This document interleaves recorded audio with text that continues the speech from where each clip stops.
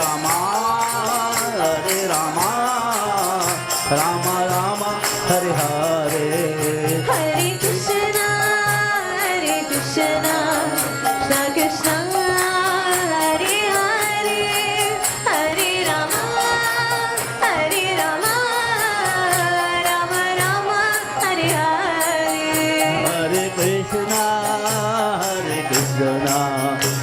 Krishna, Hare Hare, Hare Rama,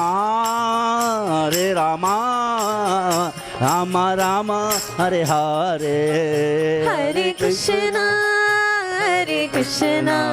Krishna Krishna, Hare Hare, Hare Rama, Rama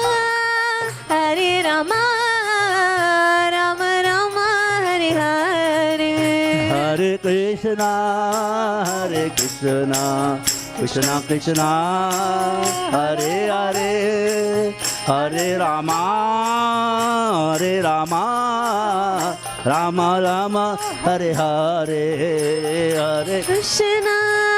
Hare Krishna, Krishna Krishna, Hare Hare, Hare Rama, Rama Rama, Hare Hare. Hare Krishna, Krishna Krishna, Hare Hare, Hare Rama,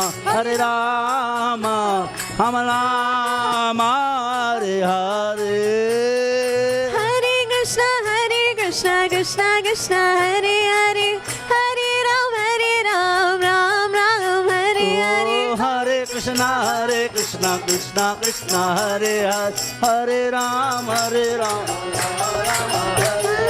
Hare Krishna, Krishna Krishna, Hare Hare, Hare Ram, Ram Ram, Hare Hare. Oh, Hare Krishna, Krishna Krishna, Hare Hare, Hare Rama, Ram Ram, Hare Hare.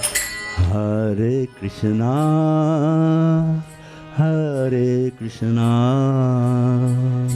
Krishna Krishna, Hare Hare,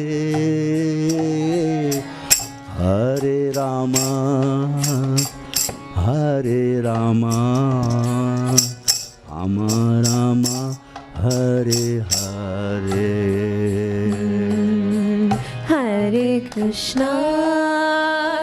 Hare Krishna, Krishna Krishna, Hare Hare,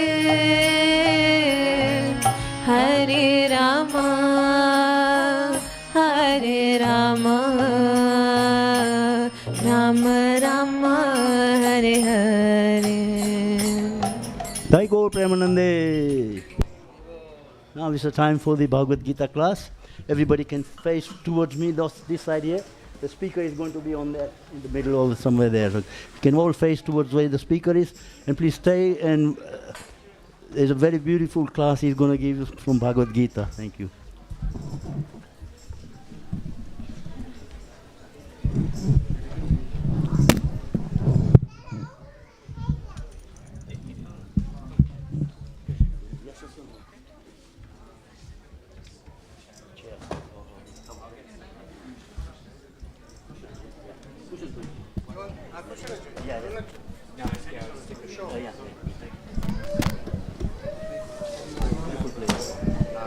This is beautiful place.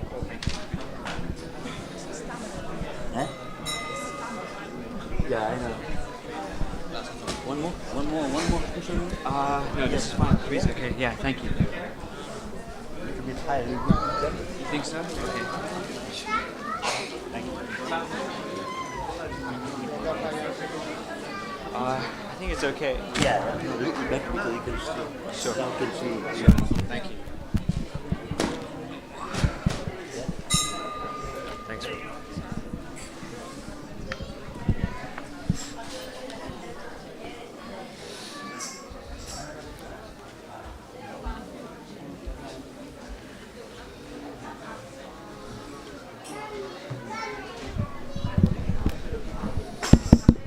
Hare Krishna, everyone.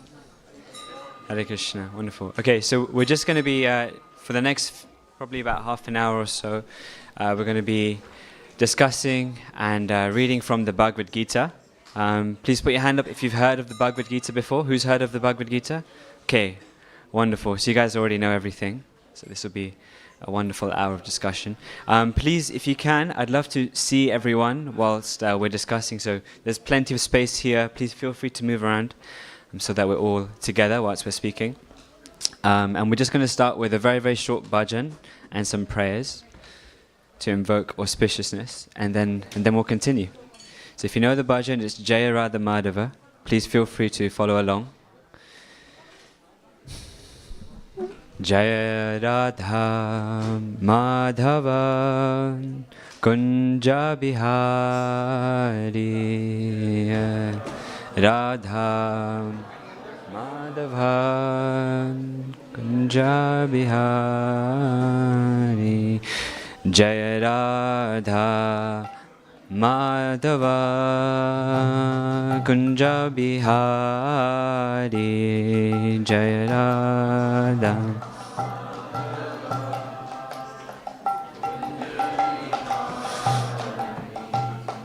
Gopi Jana Vallabha Girivara Dari Gopi Jana Vallabha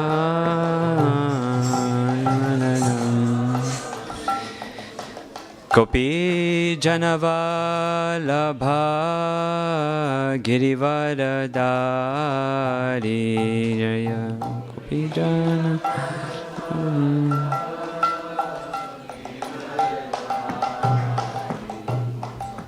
Yashodhanandana Brajajana Ranjana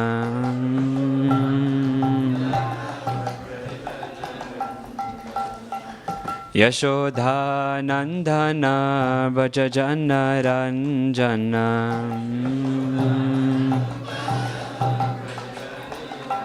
Yamuna Tira Vanachari Yamuna Tira Vanachari Yamuna Tira Vanachari Yamuna Tira Vanachari Jaya Radha Madhava Kunja Bihari Jaya Radha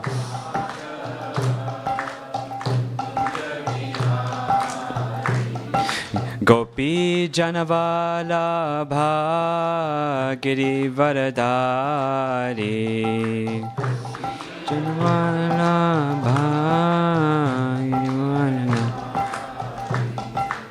Yashodhanandana Brajajana Ranjana Yashodhanandana Brajajana Ranjana Yashodhanandana Brajajana Ranjana Yamunatira Vanachari Yamunatira Vanachari Yamunatira Vanachari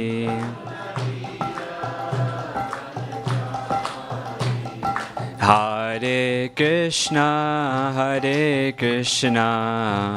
Krishna Krishna Hare Hare Hare Rama Rama Rama Hare Hare Hare Krishna Krishna Hare Hare Hare Rama Rama Rama Hare Hare Hare Krishna Krishna Krishna Hare Hare Hare Rama Rama Rama Hare Hare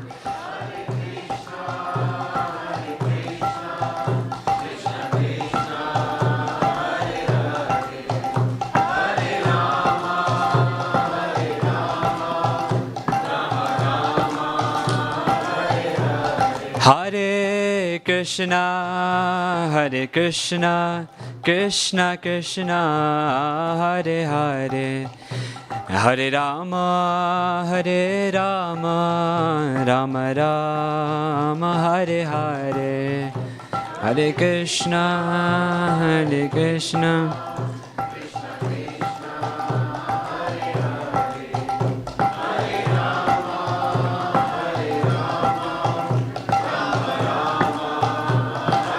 One more time. Hare Krishna, Krishna Krishna, Hare Hare, Hare Rama, Rama Rama, Hare Hare, Hare Krishna,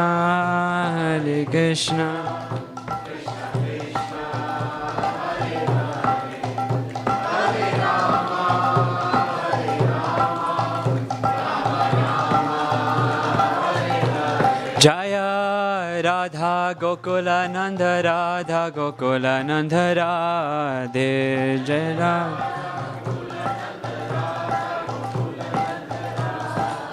Jaya Sita Ram Lakshman Hanuman Sita Ram Lakshman Hanuman Lakshman Hanuman Jaya Gaura Nitai, Gaura Nitai, Gaura Nitai, Jaya Gaura Nitai.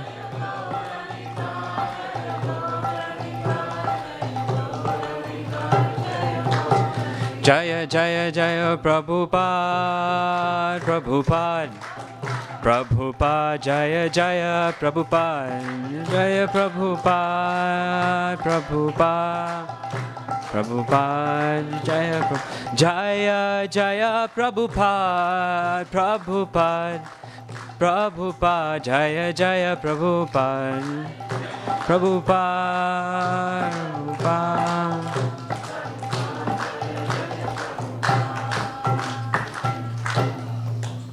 Jai Gaur Premanande. Okay, thank you so much for participating. You're all wonderful, wonderful singers, so thank you so much. Made up for me. Okay, so now we're going to get into the Bhagavad Gita verse, so please just repeat after me. Om Namo Bhagavate Vasudevaya. Om Namo Bhagavate Vasudevaya. Om Namo Bhagavate Vasudevaya. Thank you. So today we're going to be reading from Bhagavad Gita, chapter 2, verse 70. So if anyone would like to, please feel free to get it up on your phones. Otherwise, no worries. We'll read the verse and the purport and translation so you won't miss out. Apuriyamanam achalar pratishtam samudramapar pravishanti advat tadvat kamayam pravishanti sarve shashantim apnoti nakamakami. Translation and purport by His Divine Grace Srila Prabhupada. Srila Prabhupada ki jai. Wonderful. A person who is not disturbed by the incessant flow of desires that enter like rivers into the ocean, which is ever being filled but always still, can alone achieve peace, and not the man who strives to satisfy such desires. I'll read that again. A person who is not disturbed by the incessant flow of desires that enter like rivers into the ocean, which is ever being filled but is always still, can alone achieve peace, and not the man who strives to satisfy such desires. Purport. Although the vast ocean is always filled with water, it is always, especially during the rainy season, being filled with much more water. But the ocean remains the same, steady. It is not agitated, nor does it cross beyond the limits of its brink. That is also true of a person fixed in Krishna consciousness. As long as one has the material body, the demands of the body for sense gratification will continue. The devotee, however, is not disturbed by such desires because of his fullness. A Krishna-conscious man is not in need of anything because the Lord fulfills all his material necessities. Therefore, he is like the ocean, always full in himself. Desires may come to him like the waters of the river that flow into the ocean, but he is steady in his activities, and he is not even slightly disturbed by desires for sense gratification. That is the proof of a Krishna-conscious man, one who has lost all inclinations for material sense gratification, although the desires are present. Because he remains satisfied in the transcendental loving service of the Lord, he can remain steady like the ocean, and therefore enjoy full peace. However, others who want to fulfill desires, even up to the limit of liberation, or to speak of material success, never attain peace. The fruitive workers, the salvationists, and also the yogis who are after mystic powers are all unhappy because of unfulfilled desires. But the person in Krishna consciousness is happy in the service of the Lord, and he has no desires to be fulfilled. In fact, he does not even desire liberation from the so-called material bondage. The devotees of Krishna have no material desires and therefore they are in perfect peace. Om Jnana Timirandasya Jnananjana Shalakaya Chakshurum Militam Yena Tasmai Shri Guruve Namaha Shri Chaitanya Manobishtam Stapitam Yena Bhutale Swayam Rupa Gadamayam Dadati Swapadantikam Vandeham Shri Guru Shri Yudapada Kamalam Shri Gurum Vaishnavamscha Shri Rupam Sagajatam Sahagana Raghunatam Vitam Tam Sajivam Sadvaitam Sadvadutam Parijana Sahita Krishna Chaitanya Devam Shri Radha Krishna Padan Sahagana Lalita Shri Vishakam Vitamscha He Krishna Karuna Sindhu Dina Bandhu Jagatpate Gopesha Gopika Kanta Radha Kanta Namostate Tapta Kanchana Gaurangi Radhe Vrindavaneshwari Vrishabhanu Sute Devi Pranamami Hari Priya Vancha Kalpachurubhischa Kripa Sindhu Bhyevacha Patitanam Pavanebhyo Vaishnavebhyo Namo Namaha Nama Om Vishnupadaya Krishna Prishtaya Bhutale Srimati Bhaktivedanta Swami Iti Namine Namaste Saraswati Devi Gauravani Pachanine Nirvishesha Shunyavadi Paschita Deshatanine Jaya Shri Krishna Chaitanya Prabhu Nityananda Shri Advaita Gadadhar Shivasadi Gaura Bhaktivedanta Hare Krishna Krishna Krishna Hare Hare Hare Rama Rama Rama Hare Hare. Please join me. Hare Krishna Krishna Krishna Hare Hare Hare Rama Rama Rama Hare. One more time with your hearts. Hare Krishna Krishna Krishna Hare Hare Hare Rama Rama Rama Hare Hare.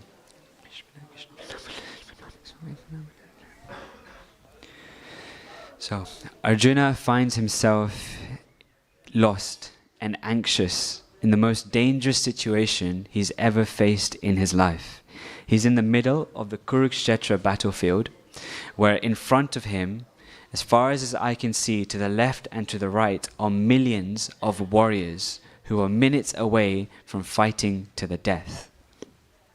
In front of him, he sees his impious cousins, he sees his uncle, he sees Drona, his own teacher, he sees Bhishma, who's like his grandfather. And so all of these attachments and all of these relationships he sees are making him completely lose composure. So many desires are coming into his heart. His whole life has led to this moment, but now he's looking to flee. But we know that Arjuna shouldn't worry, right? Why shouldn't Arjuna worry? Any guesses? Exactly. Krishna is with him. The Supreme Personality of Godhead, Krishna, Ishvara Parama Krishna, Sachit Ananda Vigraha, Anardir Adir Govinda, Sarva Karana Karanam. Sarva Karana Karanam, the cause of all causes, Krishna is by his side. So what does he have to fear? But still, the attachments are strong. He spent a whole lifetime living with them. And so he is really lost and is completely, he's baffled. And so that's why Krishna shares with him this verse. I'll say the translation again to remind us all.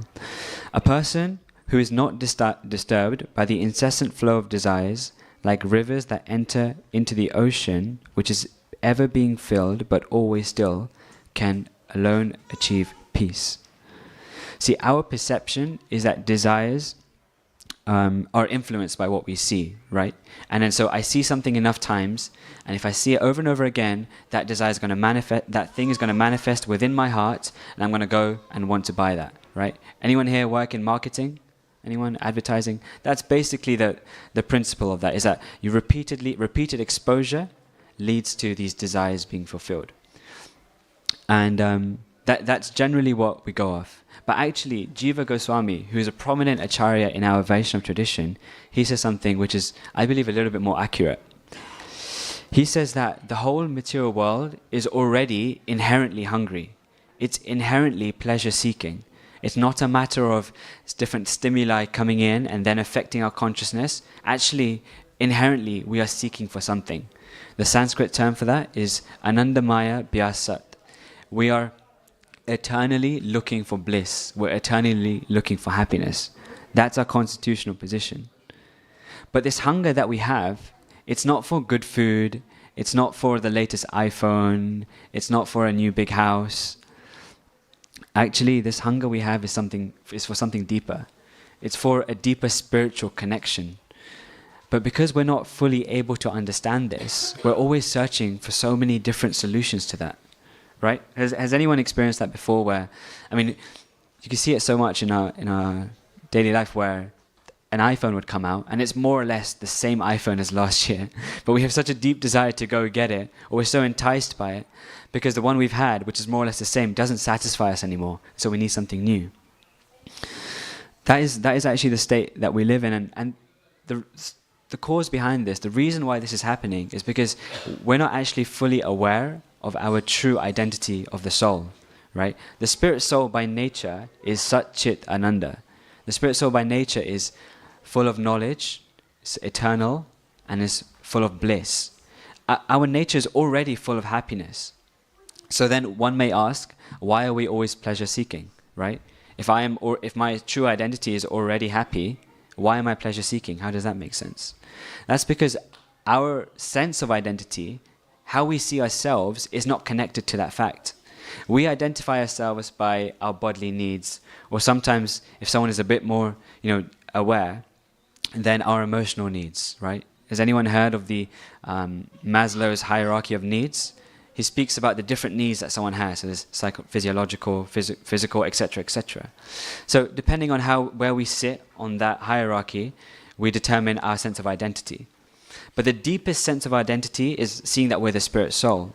So naturally, if one is not connected to what is their essence and doesn't see that this reservoir of happiness is already existing within us, like my jumper says, happiness is within us. If it's not there, then there's so many things that are going to stem from that, right? We're going to have a need for validation, right? We're going to feel a sense of insecurity, because the spirit soul is eternally connected with Krishna, but we're not aware. The spirit soul, the living entity, is not aware of that. So insecurities are a consequence of that. Are you with me? Does that make sense so far? Right? So that's where all these things. I remember when I was a teenager, and still now, so many things I did were because I was seeking for validation. I was seeking for appreciation. I was seeking for love. And that's a fact for, I'm sure, not just teenagers. Many of us who are just a little bit older than a teenager, we seek for that, whether it's in receiving new things, etc., etc. And so that's why it's important to establish this understanding of the presence of Krishna, the presence of happiness, the nature of our soul that's within us. See, Krishna he's making this point of desires being like rivers that come into an ocean. And initially, this sounds a little bit abstract. Rivers, oceans, connecting that to desires. What does that mean for us? What he's saying is that these desires from the material world are flowing into our consciousness like rivers, incessantly flowing, constantly flowing, whether it's in the form of a new phone or whatever, it's flowing into our mind. And then there's a living entity who's actually in awareness of their true identity of the spirit soul. They have Krishna in their hearts. The presence of Krishna is within their hearts. They're able to experience that presence. And so, this embodiment of divine love, Krishna, this prema sagar, ocean of love, is invoked within our hearts. And so no matter how many rivers of desires flow into this ocean, because that connection is established, that ocean remains still. That ocean doesn't get bothered, it doesn't get overflowed, it doesn't get phased, whether it's 1 river or 10 rivers or no rivers. That ocean is always there. When you going by your day-to-day activities, you need your cup to be filled, you're feeling a little bit burnt out, you can dip into that ocean and experience some source of stability, some source of security, because your eternal relationship, the relationship which is inherently within us, one that we're subconsciously searching for our whole lives, is then established. And that's established with not some ordinary person, but it's established with Krishna, who's the source of all happiness, the source of all pleasure. However, if one day that living entity says, you know what, Krishna, I got this on my own, I don't really need your help, don't worry, I'm good. That ocean that we're connected to, that depth of pleasure and happiness that we receive from Krishna, that we receive from our own self, that becomes cut off and it becomes a puddle.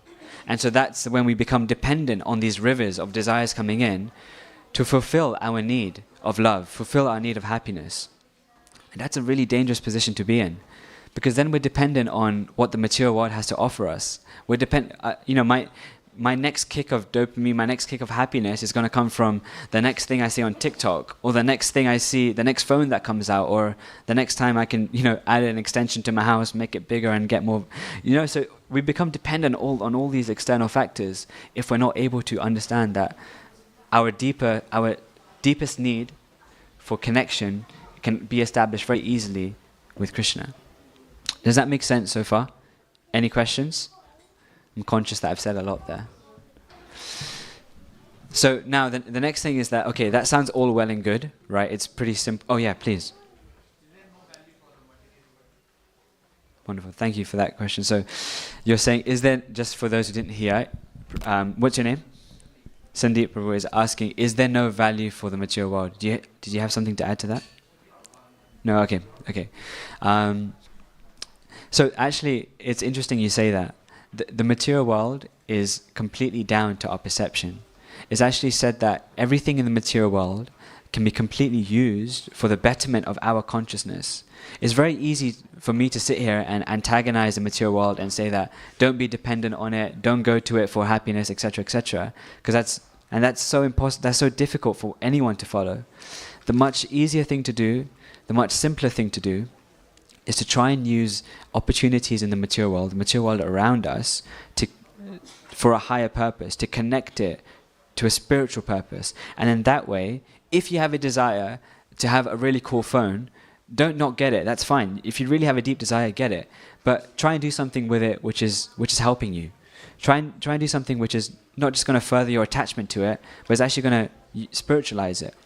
So the material world can actually be an incredible instrument for our spiritual development, but ultimately the important variable which we have to try and control is our consciousness. How is my consciousness going to interact with the material world to help me, as opposed to further entangle me? Does that make sense? The principle there that I've described is called yukta vairagya. And you see, vairagya is often understood to be renunciation, and that's why this prefix of yukta is so important. It's useful renunciation which is actually done with a higher purpose, not just renunciation for the sake of renunciation, because what does that achieve? Krishna actually says that. What does renunciation alone achieve? Better you have the consciousness of a renunciate, but you try and still exist within the material world. And then you can have some tangible effect on the world, right? Our bhakti tradition is not about, cordoning ourselves away from the material world, going up into the ashram and just hiding away. Actually, it's that of using the material world to spiritualize the whole environment as well as ourselves. Thank you for that question. It's an important question. And so far what I've said is that just understand your true identity of the spirit soul, understand the importance of Krishna's presence, and understand that in every living entity's heart, Krishna is available, and the validation and love that we're seeking for can easily be achieved not from turning to material things, but from understanding that Krishna, the cause of the whole material world and spiritual world, is with us. We're not alone. And we can go to him for love. We can go to him, we can call to him, he is a person. But sometimes that feels a bit abstract. sometimes that feels quite difficult to follow on a day-to-day. It might sound a bit airy-fairy, if I'm being honest. That's initially what I thought, to be honest. But actually there's a beautiful verse in the Bhagavatam which goes like, Kaler dosha nidhi rajan, ashti heka mahaguna, kirtanad eva krishnasya, mukta sangha param brajet. And essentially what he's saying is that this Kali Yuga is an ocean of faults. Nidhi Rajan, ocean of faults. But there is still one good quality about this age. Simply by chanting the Hare Krishna Maha Mantra, one can become free from material bondage and be promoted to the Transcendental Kingdom. And one thing to note is that Transcendental Kingdom isn't some faraway place, some unattainable land. You can be, each and every one of you can be present in this Transcendental Kingdom right now because it's a matter of our consciousness. It's not a matter of where you physically are. It's not a matter of taking a plane to the Transcendental Kingdom. It's about fixing our consciousness in something higher than the material plane that we exist in. It's like everything in the material world requires a little bit of faith, right? We get put off from spirituality because we see it as like, oh, it's a whole faith thing. It's, there's no tangibles, etc., etc. But everything we do requires faith. When you sit on a chair, you put faith in it that it's built correctly, it's not going to fall apart. When you get on a plane, you have faith in the pilot that he's going to take you to your destination. Everything requires faith. And so if we're able to just take that small fragment of faith that we put into the material world around us every day, into just exercising this small, super simple principle of understanding that the Maha Mantra is there, is our connection. The Maha Mantra is our tether to Krishna. Then so many needs that we have, deep needs that we have, can be satisfied. And trust me, I know what some of you are thinking. This is so like, how can one 16-word mantra solve things which every teenager, every living entity is facing in the world? A need for love, a need for validation. In this age of social media, insecurity is at an all-time high. Mental health, especially in the younger generations, is on such a rapid decline because of the influence of Kali Yuga, etc., etc. We all know what's going on. So how can just a 16-word mantra give a solution to that? It sounds so good to be true. But I promise you, just like with any scientific method, you have a hypothesis, you have a method, and you have the result. This is the hypothesis, and it's on each and every one of us to put a little bit of faith, take it away from the faith that we put into the material world, just that small faith, and ration it for this mantra and see where it takes us. You'll be surprised, actually. We can receive so much from this, so much connection we can receive. And so, Sundays are a special day at the manor because in the evenings we have kirtan. We have Gora Arati happening in a few minutes' time. And what I really encourage you guys to do, and I know you may be hesitant, singing isn't always, a comfortable thing to do, but you all have beautiful voices, I've heard them now. So tonight, it's bank holiday tomorrow, take a moment to just sit in the kirtan for a few minutes and just try this Maha Mantra. Whether it's for 10 minutes, 5 minutes, or just 1 minute, we put so much faith into everything. Put this faith into just reciting this mantra, singing this mantra in such a melodious way for just a few minutes. And I'm eager to see how you feel after that. I'm eager to see whether anything I've said about happiness being within, connection with Krishna being a solution to so many of our issues, seeing whether that gets solved or not. So, thank you so much. I'm deeply grateful to each and every one of you for being here and listening. But if anyone has any questions, any comments, criticisms, any challenges, I'd love to hear it. Yes, thank you. Hare Krishna. I just want to know what's the difference between Bhagwan and Ishwar. Who is Bhagwan and who is Ishwar? Wonderful. Thank you. What's your name? Oh, Dilip. Thank you. So Dilip Prabhu is asking, what's the difference between Bhagwan and Ishwar? My understanding has always been that they're synonymous. Ishwar is sometimes used as a suffix, so like even Srimati Radharani, she's called Karuneshwari, the Ishwar, the Lord of Mercy. She's very, very merciful. That's a name for Radharani. Bhagwan is also similar, the Supreme. So my understanding is that they're both synonymous, and Ishwar and Bhagwan, they mean the Supreme Personality of Godhead. Do you have a different understanding? Do you have it? What are your thoughts on that? Can you give an example who's Bhagwan and who's Ishwar? Bhagwan. So, yeah, Bhagwan is typically referred to as like the superlative. So, like Krishna is often referred to as Bhagwan, but Ishwar can sometimes be referred to as Ishwar, or the Lord of different things. So some demigods are often in Bhagavatam, etc., referred to as Ishwar, but Ishwar of a specific thing, whether it's different elements of the material world, etc., etc. Yeah, it could be. Yeah, omnipresent is another synonym for Bhagwan and Ishwar. Yeah, yeah. Does that help? Somewhat. Yeah. Okay. Thank you. Hare Krishna. Any more questions? Yes.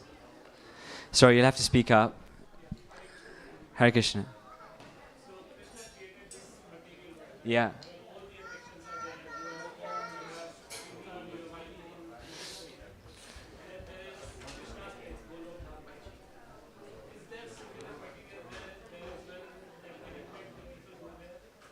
Yeah, thank you. Actually, I was reading something really nice about what you just said. So it said that the material world is a perverted reflection of the spiritual world. Everything that we see in the material world, just like a forest gets reflected into a lake, just like that, the material world is a reflection of the spiritual world. Everything we see is inspired by that. So the birds, the trees, nature, all of that exists within the spiritual world. However, the difference is that in the spiritual world, it's not affected by the destructive ability of time. Time actually exists in the spiritual world to facilitate pastimes, to facilitate service. It doesn't have, just like if I bite an apple and I put it out, it's going to corrode over time, it's going to go brown. In the spiritual world, time doesn't actually have that effect. And actually so the next question you asked was, do the entities in the spiritual world also get enticed and distracted like we may? And I was reading a verse about this today, and it's describing the residents of Vaikuntha, the spiritual world, and when they're glorifying Krishna or they're rendering service to Krishna, who they're just so enamored by, their favorite pastime, all they want to do is just serve Krishna, be around Krishna. Krishna means all attractive. And so in the spiritual world, all these beautiful trees, plants, flowers, all these things that are there, when they smell the fragrance of the flower, when they smell the fragrance of the bees, they hear the bees, they actually deride these things, because for them it's a distraction from their service to the Lord. How beautiful is that? These things exist these things exist in the spiritual world, but because they're so focused on serving the Lord, if they're not able to use these things in service, then they pay no attention to them. Nice, right? And see, that's why it's a matter of consciousness. If I told you that the spiritual world looks completely different and is like, things that we've never ever seen before, etc., we won't be able to understand them, then Transcendental Kingdom means something completely different. But because what I've said is about the consciousness of the residents of Vaikuntha, that's why we can experience the spiritual world in the material world, because our consciousness can be rooted there. Does that make sense? Thank you. Any more questions? Yes.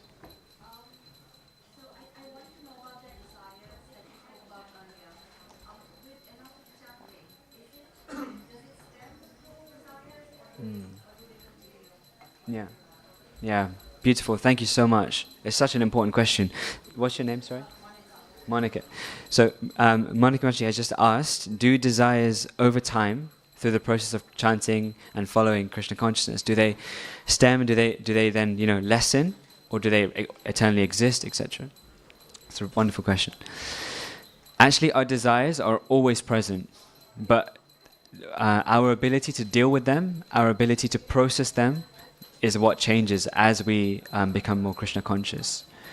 Even the most elevated sages and yogis, they also have desires. Yamuna Acharya said that, there's one quote which is, he also has thoughts of, crazy, like illicit thoughts. They also come to his mind. But what he does is, he tries to either engage them or he doesn't pay attention to them. So it's not that we'll become desireless, kind of just like, just very dull entities if we chant. It's not that we'll lose taste for everything that exists within the material world and just want to chant the whole time. That's not the case. Those desires will be there, but our decision on what to do with those desires is what will change. Does that make sense? Thank you so much. Any more questions? Any comments, reflections? No? Okay. Well, thank you so much for joining, being with us this evening. If anyone has anything they want to ask, then and they're a little bit shy, I'm here, so please feel free to come to me. Otherwise, in just over 15 minutes, we're going to be having Gora Arati. Please do stick around for that. And please stick around for kirtans after that as well.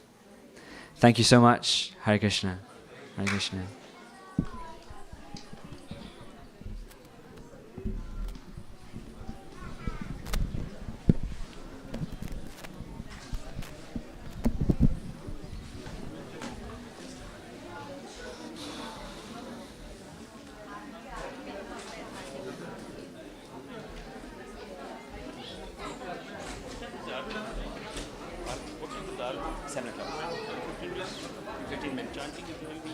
Yeah, we'll probably do some kirtan. Someone will do some kirtan.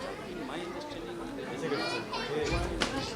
Yeah. he is the prefix, yeah? Yeah. Prefix means he is the, see, whatever you call it, Krishna has lots of names. Yeah, exactly.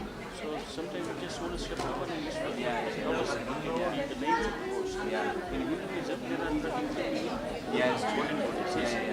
So you may not know the names of Krishna. By calling Bhagwan, Hey Bhagwan, Yeah, absolutely. everything in golden goddesses. Absolutely. So you call it as Bhagwan in Ishwar. Whoever calls the name. Yeah. Thank you so much. Wonderful answer.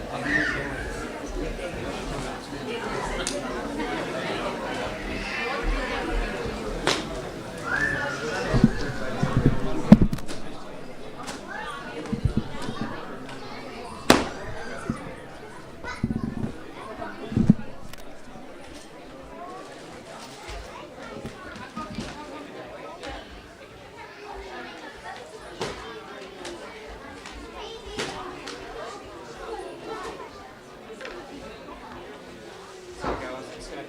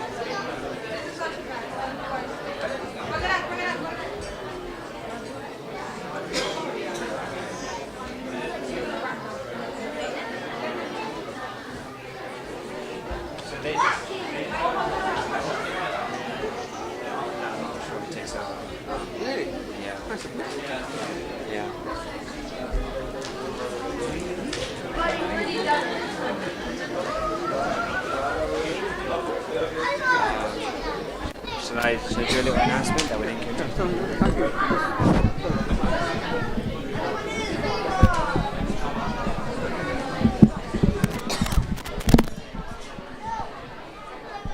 Hare Krishna, everyone. So we have 15 minutes to go, and just as we were discussing so much about the importance of chanting Hare Krishna, we're going to give it a shot. So until Gora Arati, in 15 minutes, we're going to be chanting, doing a little bit of Kirtan. If that sounds good, can I get a massive, loud Hare Krishna? They don't sound so excited. Okay, come on, with your hearts. Are you guys actually excited to do a little bit of Kirtan? One more time? Okay, cool. Okay, now we're excited. Okay, we can start.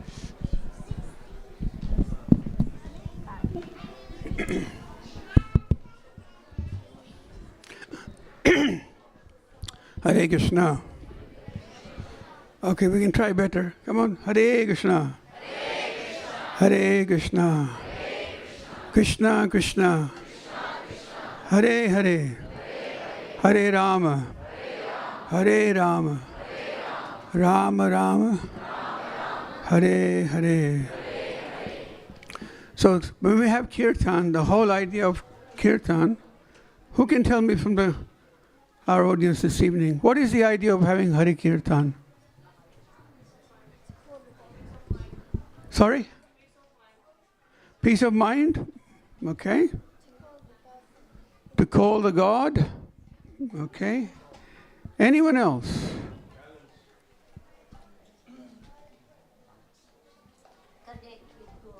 To connect with God. We're getting closer. Anyone, any other offers? So Krishna is so kind. Krishna is so kind. He comes in so many different ways. All of us, who doesn't want to have a connection with Krishna? Who doesn't want to have sabandh with Krishna? Hands up. You're all here today for a purpose, correct? What is that purpose? You want Krishna's grace. We want Krishna's blessings, right? So how do we receive Krishna's blessings? Do you know how? It's through chanting this Maha Mantra. Krishna is very, very kind. He comes in many different ways to try to encourage us to come to Him. Krishna comes in the form of the Archa Vigraha, the Murti, that we can develop some attachment for Him. Krishna comes like that. Krishna also comes in the form of His devotee.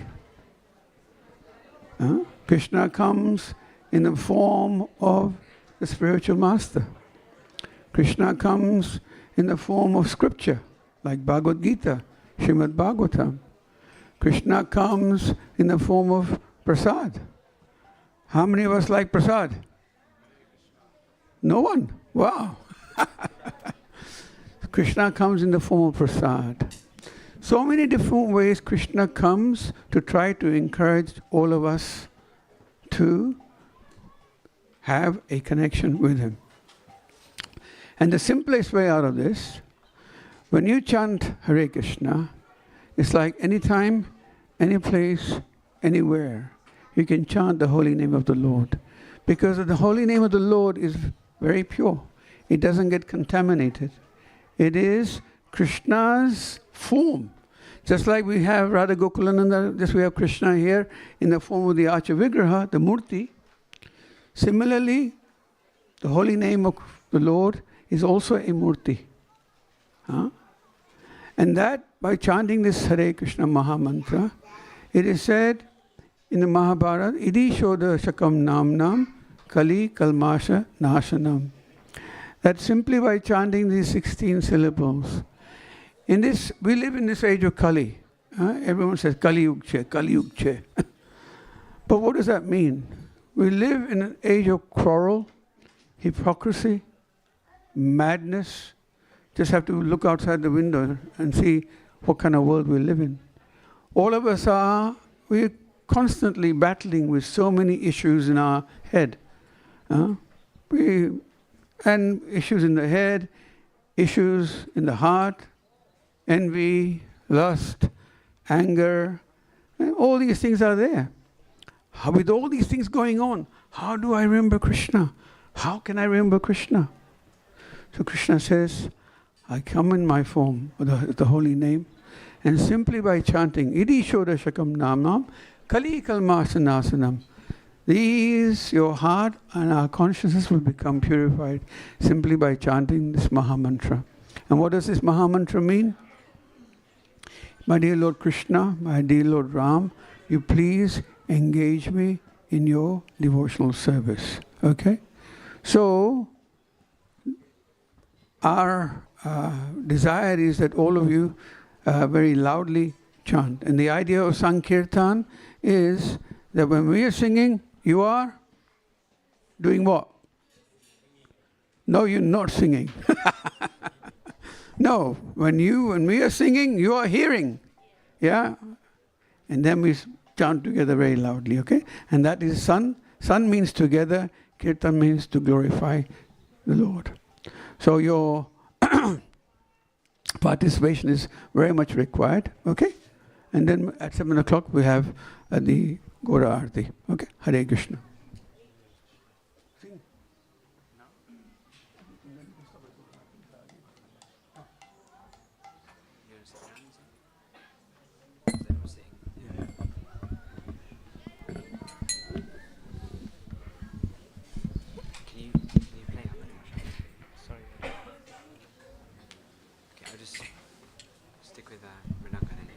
Okay, should I do normal home as well?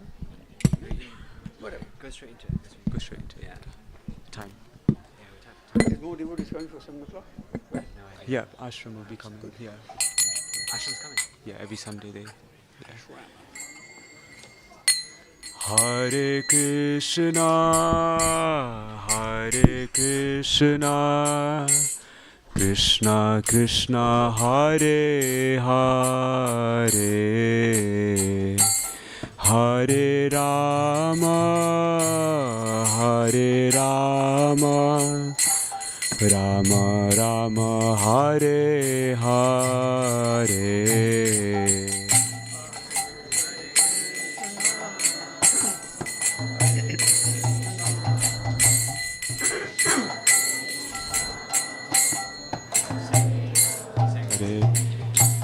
Hare Rama, Hare Rama, Rama Rama,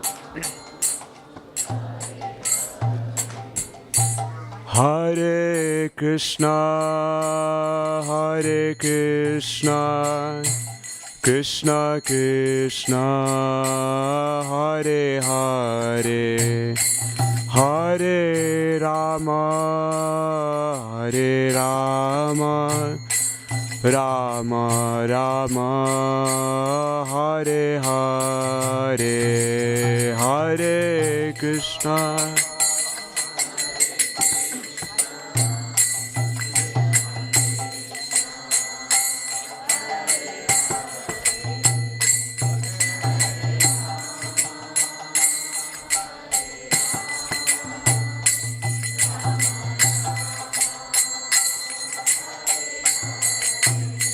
Hare Krishna, Hare Krishna, Krishna Krishna, Hare Hare, Hare Rama, Hare Rama, Rama Rama, Hare Hare.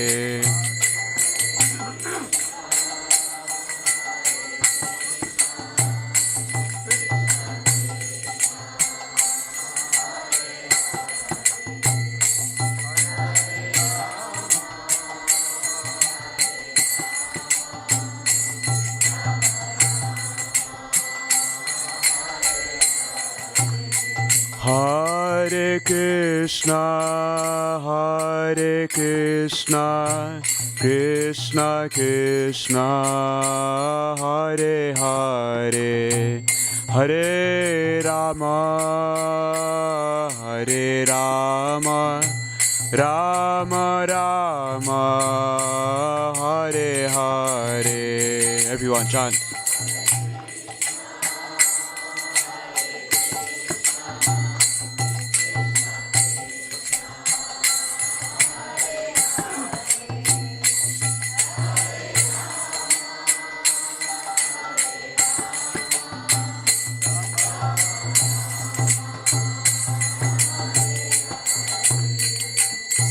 Hare Krishna, Hare Krishna, Krishna Krishna, Hare Hare, Hare Rama, Hare Rama, Rama Rama, Hare Hare.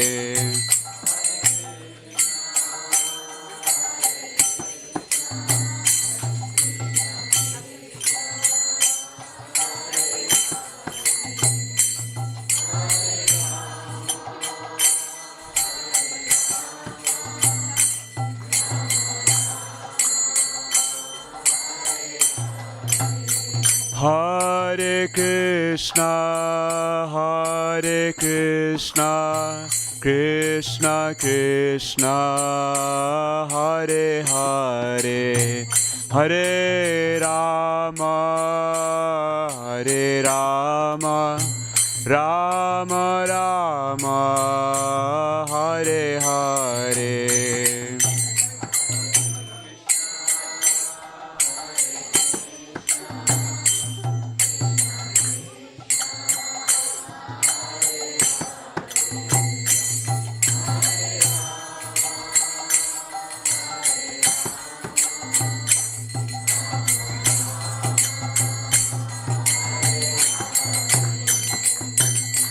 Hare Krishna, Krishna Krishna, Hare Hare, Hare Ram, Ram Ram, Hare Hare.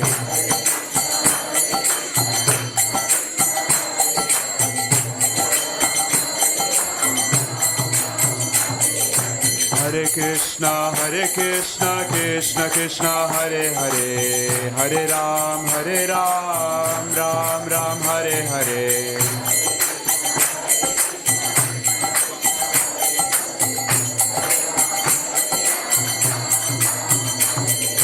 Hare Krishna, Krishna Krishna, Hare Hare, Hare Ram, Ram Ram, Hare Hare.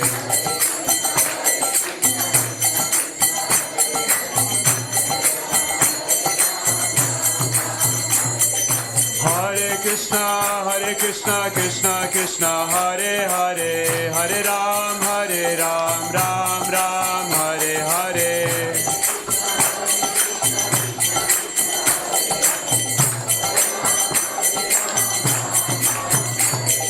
Hare Krishna, Krishna Krishna, Hare Hare, Hare Ram, Ram Ram, Hare Hare.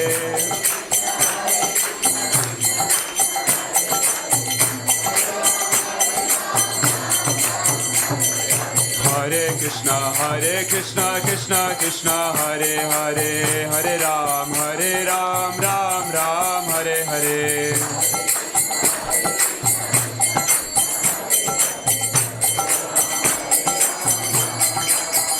Jaya Radha Gokula Nanda, Radha Gokula Nanda, Radha Gokula Nanda, Shri Radhe.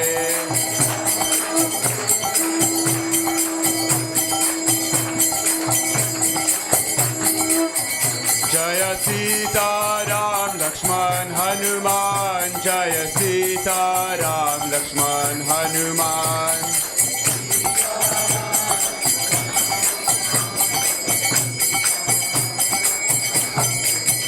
Jaya Gauranitai, Jaya Gauranitai, Jaya Gauranitai, Jaya Gauranitai.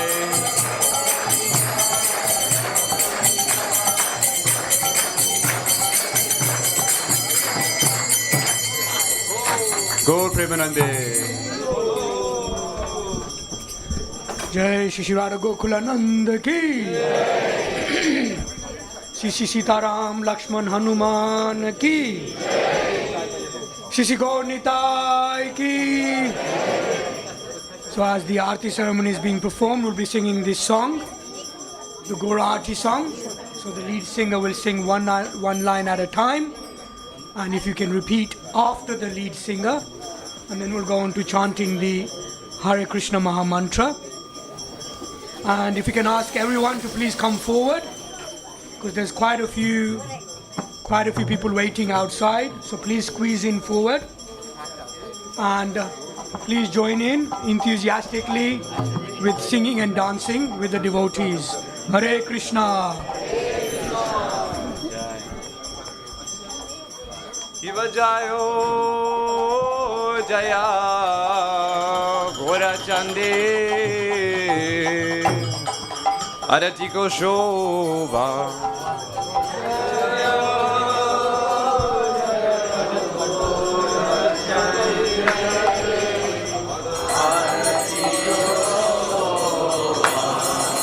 Shiva Jayo